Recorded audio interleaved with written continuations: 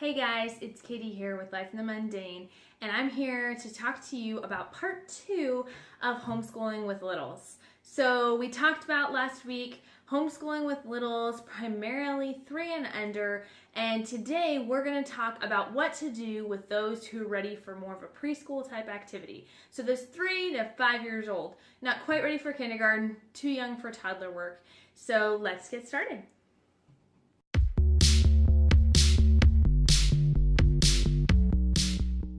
So one quick thing I want to say before we jump into this video is that part 1 of this video, even though I prefaced it with saying that it's primarily for 3 years old and under, even if you have a 4 or 5 or even 6-year-old, you may still want to go back and watch that video. I actually would highly recommend it, as I'm going to reference several things in it. So I'll post that in the eye cards above so you can check back on that before you watch this.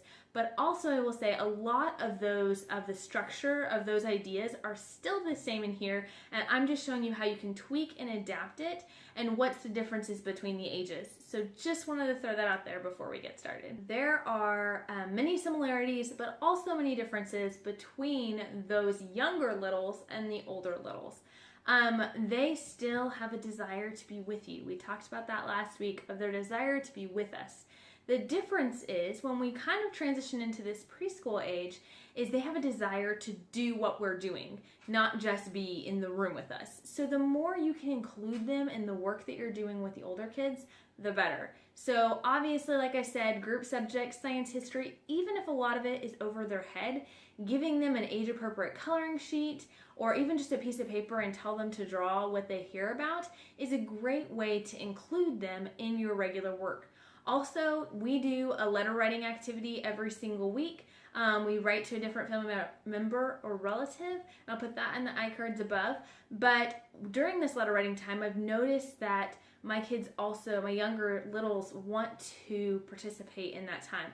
Obviously, they can't write, but in the preschool age, they can definitely tell you what they want to write. So don't be afraid in instances like that, or even when you're working on a writing project with your older kids, if they want to be involved, let them be involved and let them simply dictate to you what they want written. Yes, it takes a little more time, but it's a great activity to get them ready for writing on their own, and it's a great way to involve them. Right, so the other thing about this age that's a little bit different is they're starting to desire a lot more structure. They're going to do better having that comfort and security of knowing what to expect. That being said, I am not a schedule person, and I never will be. I most definitely do not schedule my little stays, especially. It's just too much. Honestly, developmentally, they oftentimes need new activities every 15 to 20 minutes, if not more often. And I don't have the time or energy to sit down and schedule that out. I also I'm not a schedule person in the sense that I like each day to have a little variety. So one of the ways that I can kind of give them that structure without overwhelming me or going against my natural bent is to give them just chunks of schedules. So you can do a laminated picture schedule for them, and what I would recommend doing is just having 3 to 4 slots on a piece of paper and having little pictures of different types of activities you might do, and each day set it up differently. So maybe after breakfast time, you're gonna have Play-Doh time, and then you're going to have art time, or then you're gonna have TV time, or whatever it is. But that way you can change out the pictures with a little Velcro and whatnot.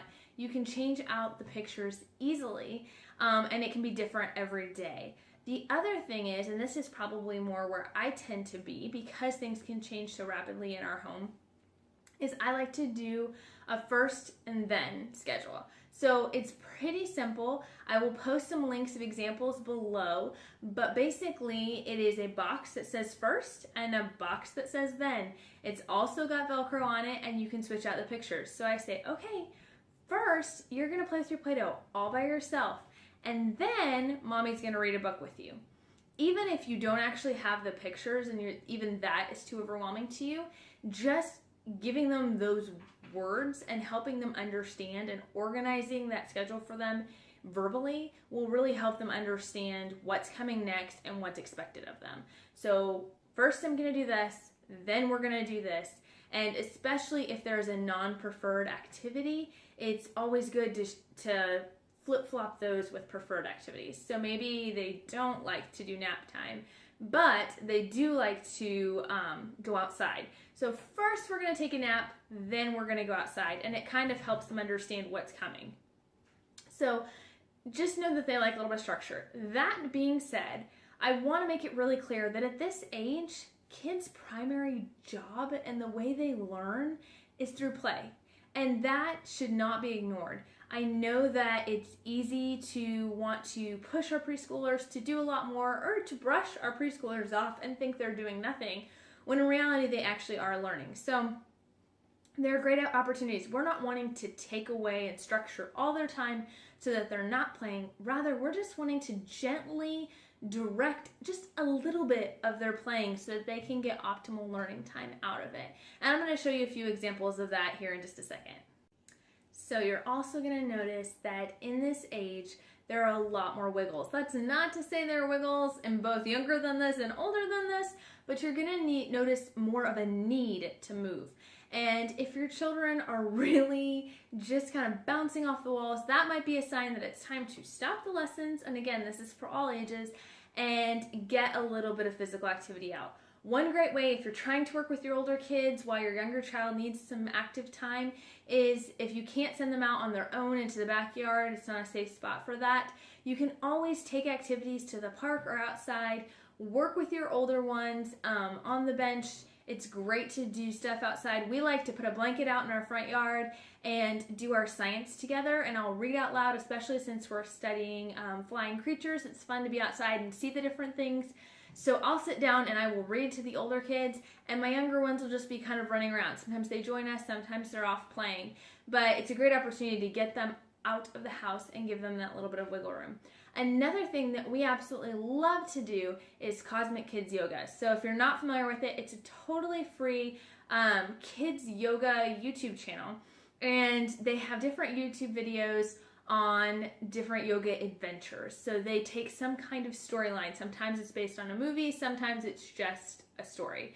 And they take the kids through this interactive story while they're doing yoga. And we absolutely love it for getting those wiggles out, especially on rainy days or cold days, and just doing it in our living room. And all my littles, all the way down to like 12 months, love to get involved in it. So I'll post links to that below. Definitely check that out. As you'll see all the time on Instagram and Facebook, how we're always doing Cosmic Kids Yoga. So that's another great opportunity to help get those wiggles out, which will help you be able to work with your older ones better when your little ones aren't chomping at the bit.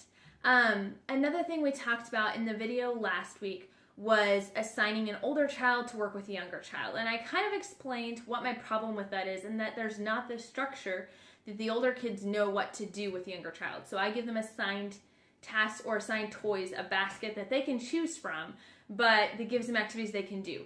This same concept applies for these preschoolers. The only thing is I just encourage my kids to just do a little bit more. So for instance, last week I showed you my magnets and my cookie sheet that I give them that they can play with on their own or with their sibling, but I might encourage them, I might give them a bunch of magnets of different animals. And one way you can make it more educational for them is having them sort. These are the animals that live in the ocean. These are the animals that live on the land. These are the animals that live in the air. Or sorting them by the kind of location, the ones that are from the desert versus the jungle.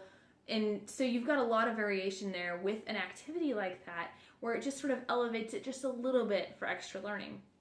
Also with games and toys like Duplos, counting bears, pattern blocks, any of those things, you can have your children make different patterns, mimic different patterns. One thing we love to do is I actually made several patterns with different Duplos or different activities, and then just took a picture on my phone and had those printed up and laminated. And so all of a sudden it's this special card pack.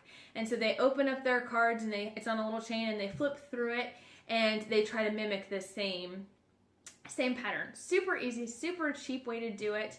And they have an absolute blast with it.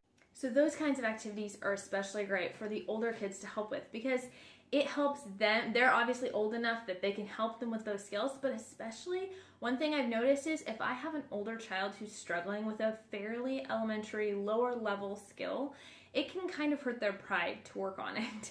And while I don't want to insult them or make them feel babyish, I sometimes know that they need that review. So sometimes I will assign them the job of working with their preschooler or their younger little to work on that skill with them. Maybe it is watching one of the Leapfrog movies and reviewing the different letter sounds. I've done that several times.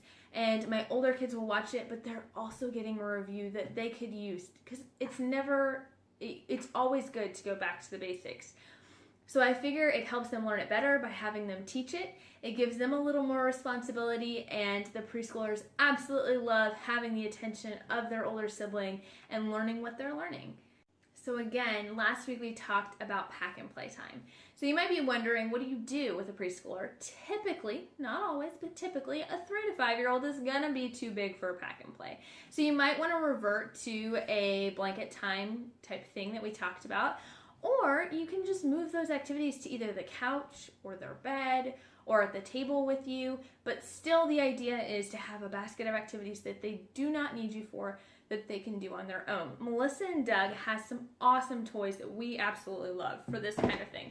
You can get all sorts of different ones, but these are some of our favorite. And they're things like popsicles that have the uppercase and the lowercase letter, and you can just connect them to match them up. They also have great sorting activities, lots of color, matching the color word to the picture of the color. There are great Usborne books that we love to do that are the dry erase ones, so they're reusable, and they help work on that beginning pen control or the pre-writing activities that they need to do.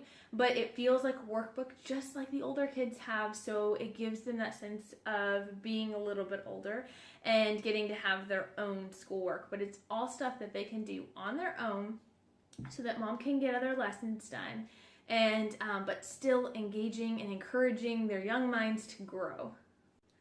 I also heavily recommend doing that messy play that we talked about last week, giving them that opportunity. You can just elevate, again, a few of those activities like the whipped cream on the high chair tray or on the table. You can have them start to make the letters that they're learning about or the numbers that they're learning about in the shaving cream and whipped cream.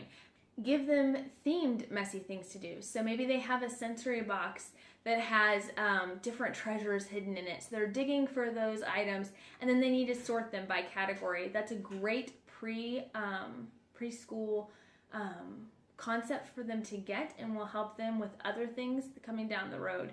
So there's lots of ways to just elevate some of that play to make it just a little bit more educational without burning yourself out, or without really causing you to have to do a lot of lesson planning or a lot of prep work. Like I talked about on Wednesday, some of my 3 favorite apps is the Reading Eggs app. And they actually have a pre-Reading Eggs for that younger 3 to 5 age range that works on some of those pre-reading skills. So that's a great app to get them engaged and going. I don't know if I would recommend paying for it just for a pre-reader, but if you're already paying for it for a big brother, big sister, then it's a great add-on and something that they can do.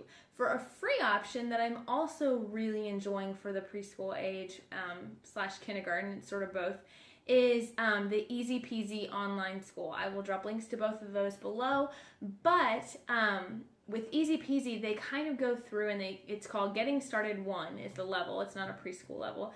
And they're Getting Started 1 and 2. And that is supposed to be sort of the preschool / kindergarten level, because once they finish those, they would be ready for like a 1st grade level. So it goes through a lot of those pre-reading skills, and it has you go through just a letter a week. So you work on the letter A all week long, and it takes maybe 5 minutes. So when I talk about in that last video about working with your littles first, pouring a little bit of time and investing a little bit of time in them first before moving on to your older ones, this is the kind of thing I'm talking about. Sit down and do their easy peasy with them online. It's literally, guys, 5 to 10 minutes. It's like a coloring sheet, maybe reading a story about that letter, and then usually some kind of online video or game to engage them and help drive home the letter sound and letter name. So do that with them. Give them that investment of your time up front, and they will greatly appreciate it, and it will help you be free to work with the older ones later.